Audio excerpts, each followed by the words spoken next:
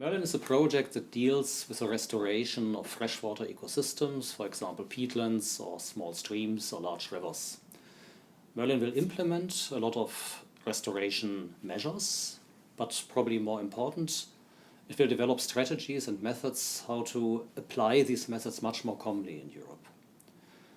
MERLIN is funded under the Green Deal by the European Union, and the consortium involves research institutes, but also many implementation partners, for example water boards or NGOs.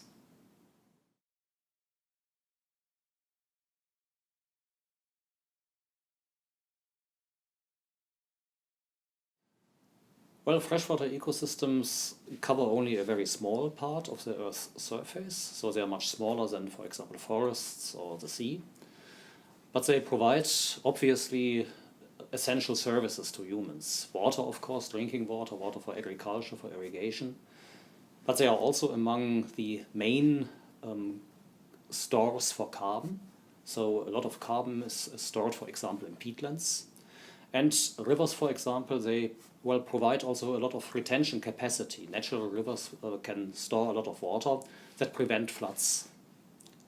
And finally, also very important, freshwater ecosystems are among the most species-rich habitats on Earth.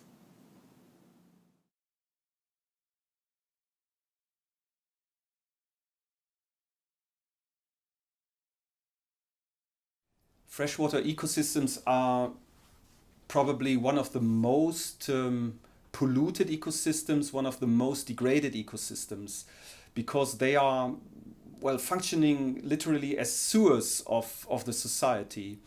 And since we have that saying, water is life, we need to take care of such ecosystems in the first place to allow the Green Deal to become a success story.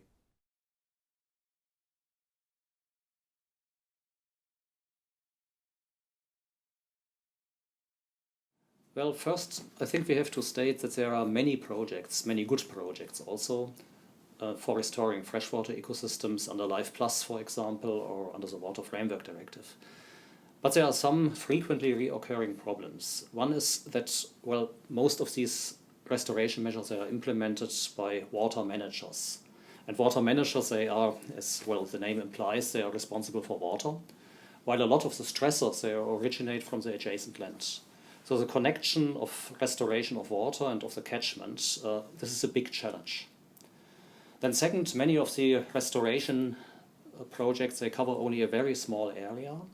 And this is often not sufficient to really initiate processes, for example, ecological or also geomorphological processes. And finally, currently the restoration is mainly relying on public funding, almost entirely. While potentially there are many more, investors also interested in restoration, for example, also under the carbon trading. And that's something that has not yet lived up to its full potential and something that urgently needs to be changed.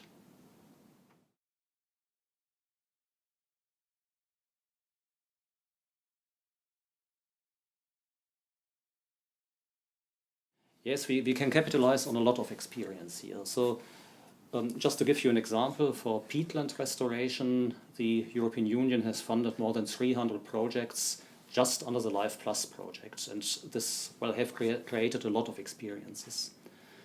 There are good examples in terms of size, so there are a few really massive restoration projects. There are examples where different individual smaller restoration measures have been very well connected. There are certainly also a lot of examples where restoration targeted one aim, but additional aims have been achieved at the same time. For example, it targeted biodiversity, but at the same time it provided a lot of carbon storage. So MERLIN has selected some of these very good practice examples, altogether 17, and we will work very closely with these projects.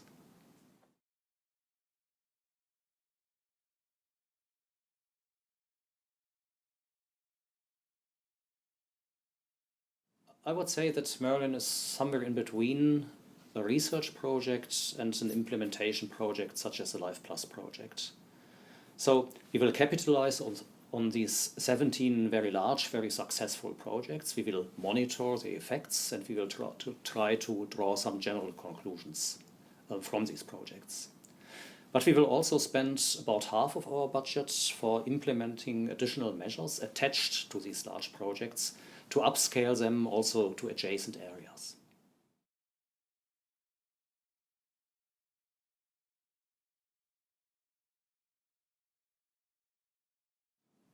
These case studies, they are spread around Europe. They are located in 15 countries, from Finland to Bosnia and from Portugal to Israel. And we can basically categorize them into three major groups. So we have peatlands and wetlands. For example, large peatland restoration projects in northern Finland where abundant peat mining sites are being restored. Then we have plenty of projects related to smaller streams, usually several smaller measurements in a catchment. An example might be from the Basque country, where a lot of weirs are being removed.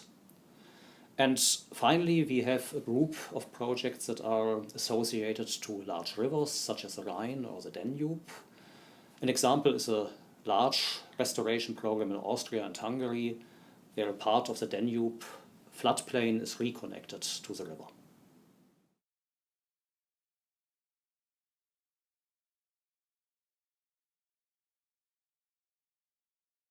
Well, besides this very central part of MERLIN with the 17 restoration cases, we will also look for a pan-European scale analysis.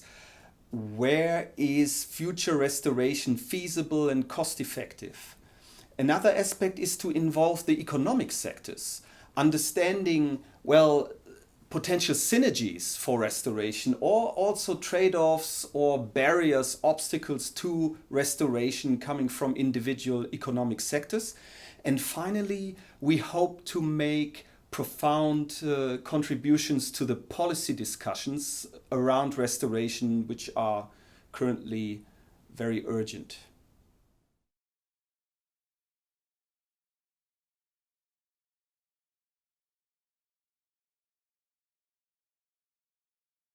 We have four focal sectors: agriculture. So, for example, organic farming and restoration of floodplains, they have very much common interests. Then we are dealing with water supply. Well, obviously, clean water and restoration of rivers have some connection. We are dealing with navigation.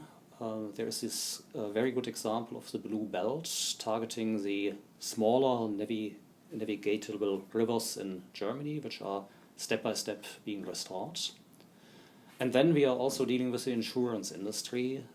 It's quite obvious nowadays that especially the water storage capacity is of great interest for the insurance industry to avoid floods and, well, to avoid a lot of costs being generated by the destruction through these floods. And then we have two economic sectors with whom we also cooperate, though we do not really expect common interests. This is peat mining and water power generation, which are much more assumed to be detrimental for freshwater ecosystems. On the other hand, I think there is a lot we can do together with them, for example, to restore abundant peat mining sites and also to enhance sites where water power is generated and to increase biodiversity there.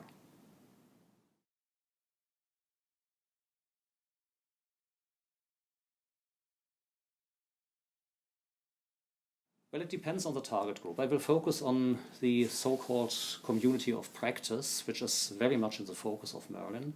So there are thousands of water managers and land managers around Europe that now and then have to deal with freshwater ecosystem restoration.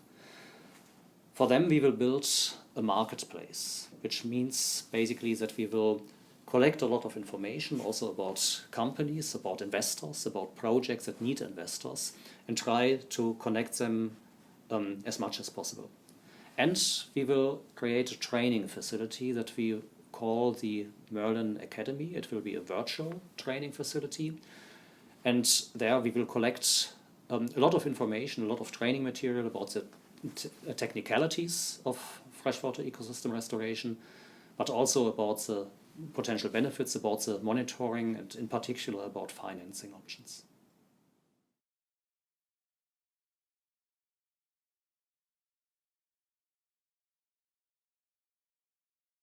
Well, key achievement of MERLIN will be the mainstreaming of restoration across Europe.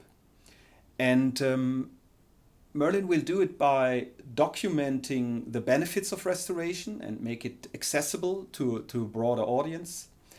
It will showcase best practice of restoration, and it will involve the economic sectors to create either win-win situations or to understand better which trade-offs are necessary to implement proper restoration across the continent. MERLIN will furthermore advise policy in restoration questions and aims to connect the community of practice on the ground. So in the end, MERLIN will provide an important source also for future generations of water and land managers for the restoration case to be lifted high up on the agenda.